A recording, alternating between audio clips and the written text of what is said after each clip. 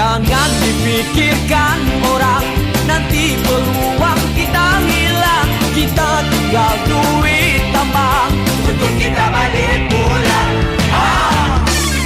Wahai temanku, apa ditunggu? Tunaikan dulu kewajibanmu. Ingat dahulu janji-janjimu. Warung kopi nasi lemak, roti bakar, roti canang kari sawah. Di mana tapak bila nak buka? Bukan di Setapak, mungkin di Gombak. Tak sampai ke arah Kita nak letak kursi meja pinggan mangkuk kiri cawan tiup langgar warung tolak.